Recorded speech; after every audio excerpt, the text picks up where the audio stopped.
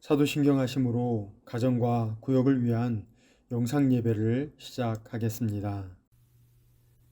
나는 전능하신 아버지 하나님, 천지의 창조주를 믿습니다. 나는 그의 유일하신 아들, 우리 주 예수 그리스도를 믿습니다.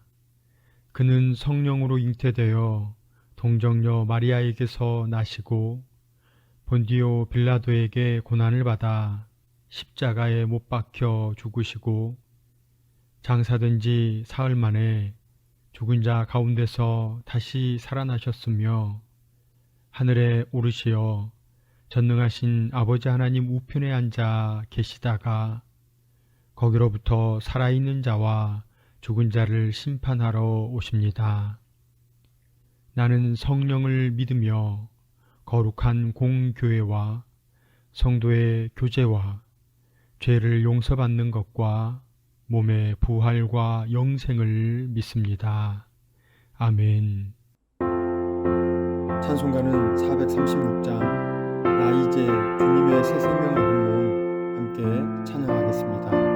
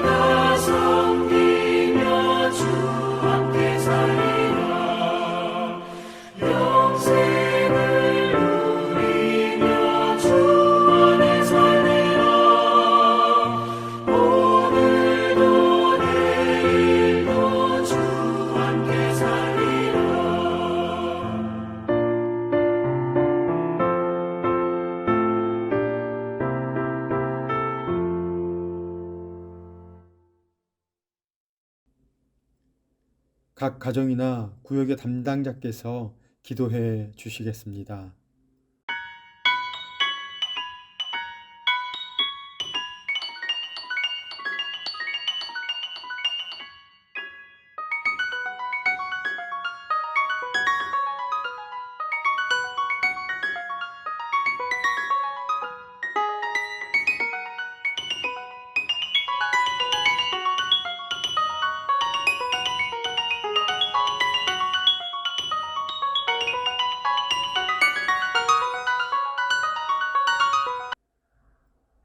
오늘 본문은 고린도 후서 5장 11절에서 21절까지의 말씀입니다. 5장 11절로 21절의 말씀을 한 목소리로 읽겠습니다.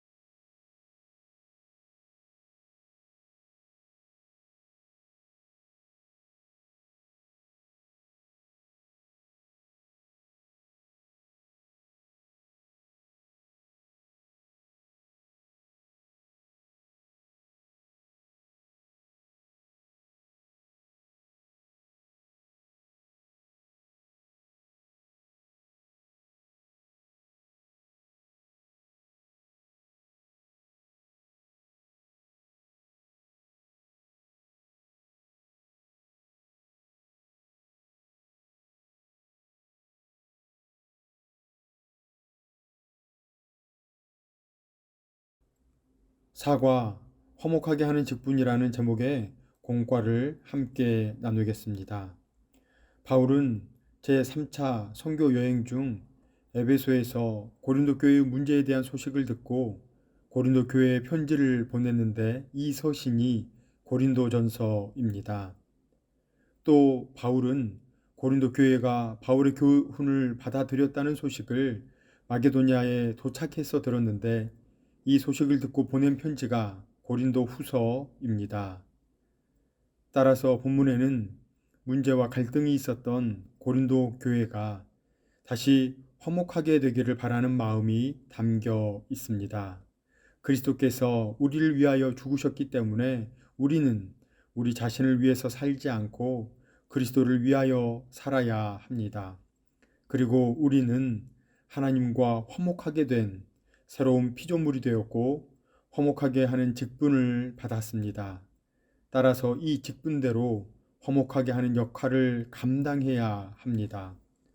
화목하게 하는 직분은 세상을 하나님과 화목하게 하고 사람들을 서로 화목하게 하는 것입니다. 14절 그리고 15절 말씀을 보시면 그리스도의 사랑이 우리를 강권하시는도다. 우리가 생각하건대 한 사람이 모든 사람을 대신하여 죽었은즉 모든 사람이 죽은 것이라. 그가 모든 사람을 대신하여 죽으심은 살아있는 자들로 하여금 다시는 그들 자신을 위하여 살지 않고 오직 그들을 대신하여 죽었다가 다시 살아나신 이를 위하여 살게 하려 함이라. 아멘. 함께 첫 번째 나눌 내용은 한 사람이 모든 사람을 대신하여 죽었다는 것입니다. 바울은 그리스도의 사랑이 우리를 강권하시는도다 라고 말하면서 그 사랑의 구체적인 모습은 한 사람이 모든 사람을 대신하여 죽은 것이라고 강조합니다. 여기서 한 사람은 바로 십자가에서 몸을 찢기시고 피를 흘려 죽으신 예수 그리스도를 의미합니다. 예수 그리스도께서 우리 죄를 대속하기 위해서 십자가에서 죽으신 것입니다. 내 죄를 대속하기 위해서 죽으신 예수님을 믿으면 하나님께서 우리 죄를 용서하시고 구원해 주십니다. 그리고 예수 그리스도께서 나를 구원하시기 위해 십자가에서 죽으신 것을 믿는 그리스도인은 이제 자기 자신을 위해서 살지 않습니다. 나를 위해서 십자가에서 죽으시고 다시 살아나신 예수 그리스도를 위해서 살아갑니다. 17절로 19절까지의 말씀을 보시면 그런즉 누구든지 그리스도 안에 있으면 새로운 피조물이라 이전 것은 지나갔으니 보라 새 것이 되었도다. 모든 것이 하나님께로서 났으며 그가 그리스도로 말미암아 우리를 자기와 화목하게 하시고 또 우리에게 화목하게 하는 직분을 주셨으니 곧 하나님께서 그리스도 안에 계시사 세상을 자기와 화목하게 하시며 그들의 죄를 그들에게 돌리지 아니하시고 화목하게 하는 말씀을 우리에게 부탁하셨느니라. 아멘. 두 번째 나눌 내용은 새로운 피조물로 화목하게 하는 직분을 받았다는 것입니다. 예수 그리스도의 십자가 죽으심으로 죄 사함을 받은 성도는 새로운 피조물입니다. 새로운 피조물은 새로 지음을 받은 사람이라는 뜻이며 이는 죄로 인하여 영원히 죽었던 존재가 예수 그리스도의 십자가를 통하여 새롭게 태어난 존재가 된 것입니다. 또한 새로운 피조물은 죄로 인해 단절되었던 하나님과의 관계가 회복되어 하나님과 화목하게 된 사람입니다. 하나님께서는 이렇게 하나님과의 관계가 회복되고 하나님과 화목하게 된 새로운 피조물에게 화목하게 하는 직분을 주셨습니다. 화목하게 하는 직분은 세상을 하나님과 화목하게 하며 사람을 서로 화목하게 하는 것입니다. 다들 바닷가에서 개를 잡아보신 적이 있으실 것입니다. 그 중에 특히 황발이, 농개라고 하죠. 엄지발이 자기 몸뚱이만 한데 황발이에게 물리면 이만저만 아픈 것이 아닙니다. 더군다나 황발이는 한번 물면 놓지 않고 잡히면 잡힌 집게다리를 스스로 잘라버리고 도망가기도 합니다. 아주 지독한 녀석입니다. 그러나 그런 황발이도 잡는 방법이 있습니다. 황발이가 구멍으로 들어가면 그 구멍에 손을 넣고 어깨까지 팔을 깊이 밀어 넣어 잡는 것입니다. 이때 황발이에게 물리지 않고 잡으려면 손가락이 서로 떨어지지 않게 딱 붙인 채 손바닥을 펴서 황발이가 들어간 구멍 벽 쪽에 바짝 대고 살금살금 밀어넣은 다음 갯벌과 함께 황발이를 손으로 감싸서 잡으면 됩니다. 넓게 편 손으로 진흙과 함께 황발이를 감싸면 되는 것입니다. 하나님을 알지 못하는 이웃들과 함께 살아가는 우리도 보다 넓은 사랑의 마음으로 이웃의 아픔을 품으면서 다가가면 복음을 좀 더 쉽게 전할 수 있지 않을까요? 그렇다면 여기에서 질문입니다. 나는 하나님과 어떤 관계에 있습니까? 나는 구원받은 확신이 있으십니까? 나는 이전과 다르게 하나님과 화목한 관계가 되었습니다. 예수 그리스도께서 십자가에서 죽으심으로 내 죄를 용서해 주셨기 때문입니다. 또한 누구든지 예수님을 믿으면 구원을 받게 됩니다. 그런데 고린도전서 12장 3절에 성령으로 아니하고는 누구든지 예수를 주시라 할 수 없다 하신 말씀과 같이 예수 그리스도를 믿는 것은 성령의 역사라고 할 수 있습니다. 예수 그리스도를 믿는 신앙은 새로운 피조물로서 이전과 달라진 고백과 구원의 능력이 나타나는 삶으로 풍성해집니다. 고린도후서에서 가장 잘 알려진 본문 가운데 하나인 오늘 말씀은 성도님들이 17절에 그리스도 안에 있으면 새로운 피조물이라는 사실과 18절에 화목하게 하는 직분을 받았다는 사실을 주지시키고 있습니다. 본문을 제대로 이해하기 위해서 그리스도 안에서라는 전제가 필요하며 화해와 화목의 개념을 정확히 이해할 필요가 있겠습니다. 화목은 서로 뜻이 맞고 정다운 상태를 말하고 화해란 싸움하는 것을 멈추고 서로 가지고 있던 안 좋은 감정을 풀어내는 것을 말합니다. 따라서 우리는 화목이라는 성경의 본문을 때로는 화해로 이해할 수 있을 것입니다. 여기서 주의할 점은 이러한 화해는 예수 그리스도로 말미암아 이루어졌으며 이것이 전적인 하나님의 사역이라는 점, 즉 주도권은 하나님이 가지고 계신다는 사실입니다.